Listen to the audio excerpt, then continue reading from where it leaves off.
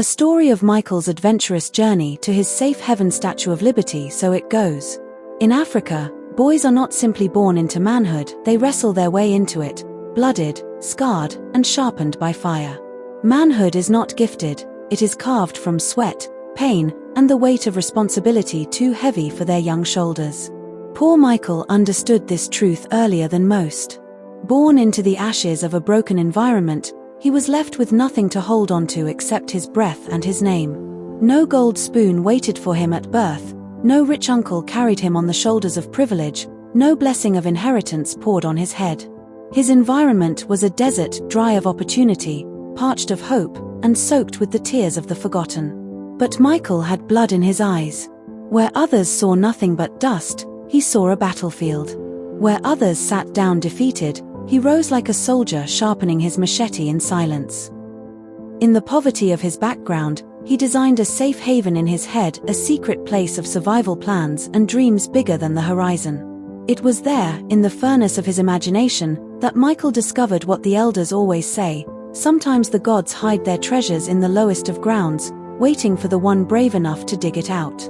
Michael was a hustler, a hunter of dreams, a boy who understood that the stomach does not ask for pity, it only asks for food. And so he went into the world with nothing but his fists, his stubbornness, and a promise carved into his chest to make his mother proud. His mother, the only queen in his eyes, whose hands were rough from farm work, whose back bent under the burden of survival, whose smile had faded into silence. For her, Michael carried the fire. For her, he wanted to rise, to travel from plane to plane, from place to place, to conquer borders and return as a king draped in success. But Africa does not allow kings to be crowned without battles. Michael soon discovered that only he could save himself. No one was coming to rescue him. No miracle was flying down from the sky. No relative was waiting to sponsor his dreams.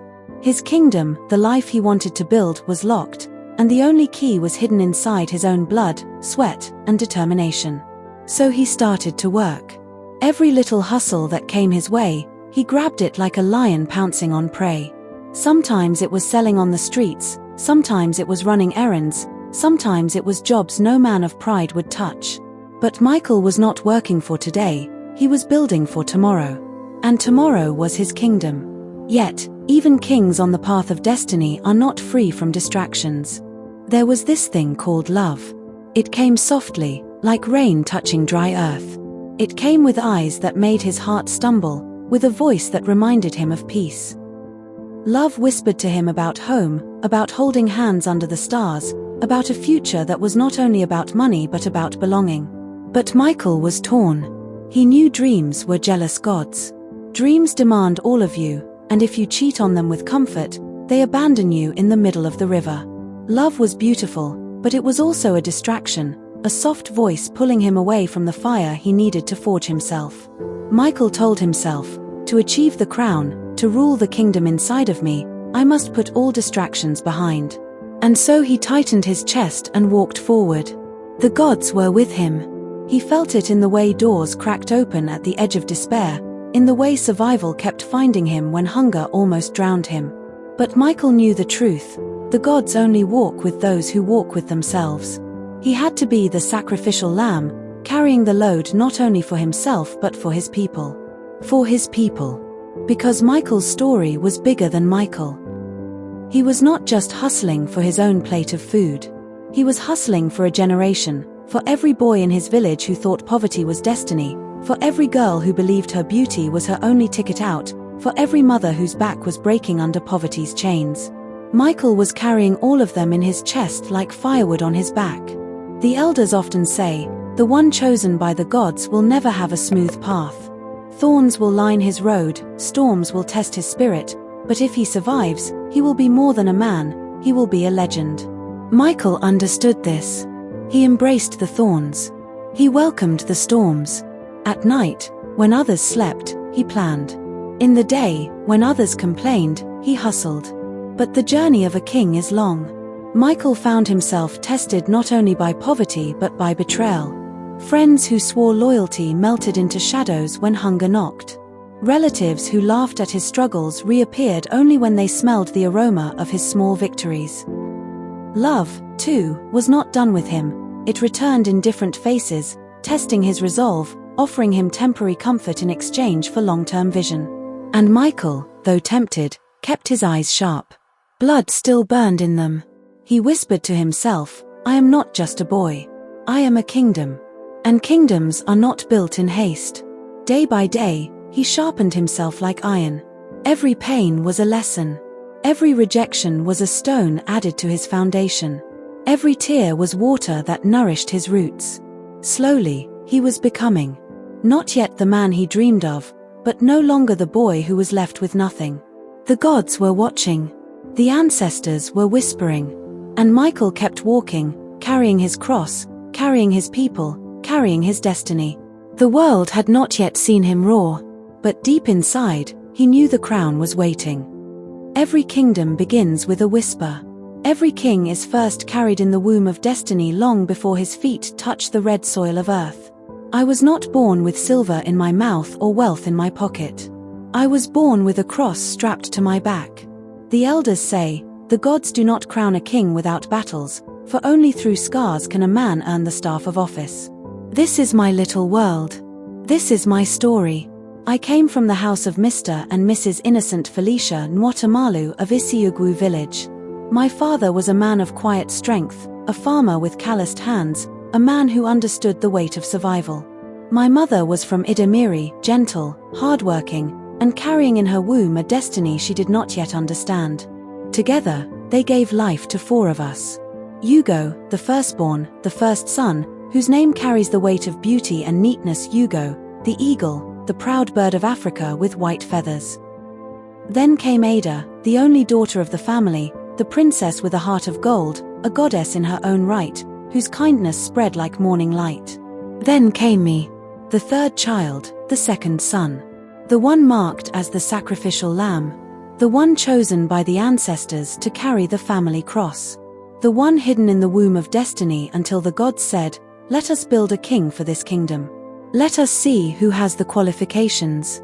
Let us see who can survive the tests." And finally, Onwa, the last born, the son. My favorite. The one who carries laughter, warmth, and light in his presence. But me, I was different. I was born on the 24th day of July, 1994, a Sunday morning, which in Igbo market days was called Ori. My mother told me the story of my birth so many times that it is now tattooed in my spirit. She said the whole village was getting ready for church that morning, the sound of bells echoing through the air. She, heavy with me in her womb, felt the urgency of life calling. Instead of carrying a Bible to church, she carried her bag to the hospital. Before the priest even dismissed the mass, she had already pushed me into the world. Those who saw her rushing to the hospital that morning had carried the news into the church. Felicia has gone to give birth. And by the time worshippers returned, they came not just with hymns in their hearts but with footsteps to our house. They came to see the child the gods had hurried into the world before the last hymn was sung. I was born fast, as though destiny could not wait. They say a child born on Ori market day is blessed with the gift of exchange, the ability to trade suffering for strength, tears for laughter, and poverty for power. The elders whispered that day, "This one is not ordinary." But growing up, it did not look like blessing. It looked like suffering. It looked like struggle. It looked like carrying a weight too heavy for my young shoulders. Yet, I began to understand. The chosen ones do not come to enjoy first, they come to carry first. They come as sacrificial lambs. And so I carried. I carried the shame of poverty, the hunger of lack, the sting of rejection, and the loneliness of walking a path nobody else in the family could understand. But even in those moments of silence, I knew something. My ancestors were watching. My God was watching. The spirits of the land were whispering, "Walk, son. Keep walking. The kingdom is waiting." In Africa, kings are never crowned without battles. The staff of office is not given to the one who wishes, it is given to the one who bleeds and survives. And so my life became battle upon battle, but I embraced it. Because I understood that I was born to activate a new kingdom, a kingdom hidden by the gods decades ago. The gods hide treasures in strange places. They bury crowns under dust, waiting for the one bold enough to dig. And they buried mine in hardship, in tears, in hunger, in nights when the roof leaked and my body trembled from cold. I was the one chosen to find it. Sometimes I wondered why it had to be me. Why not Hugo, the firstborn eagle with proud feathers? Why not Ada, the golden-hearted princess? Why not Onwa, the bright sun who lit every room? Why me, the one who always felt the sting of life sharper? But I came to understand, the crown fits only the one whose head has been pressed by trials. The staff belongs only to the one whose back has bent under burdens. I was the lamb. I was the chosen. I was the king in training.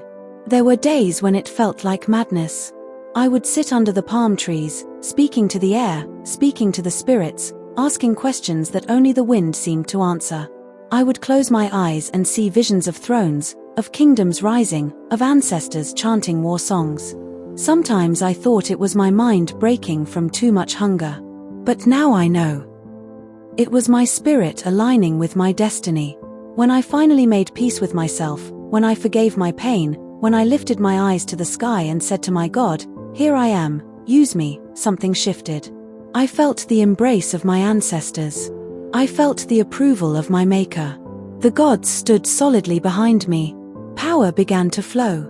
Respect began to follow me like a shadow. Money, though slow at first, started to answer my sweat. And in that moment, I knew, I had made peace with the gods, and they had made peace with me. But the battles are not over. They have only just begun. For the staff is heavy. The crown cuts deep. And a king must bleed before he reigns. And so I walk forward still, carrying the cross, carrying the kingdom, carrying the destiny of Isiugwu and Idemiri, carrying the treasure hidden decades ago. This is my spiritual journey. This is my activation. This is my crown in the making. The world has not yet seen what the gods have planted. But the soil is already trembling. Thanks for watching. Please subscribe.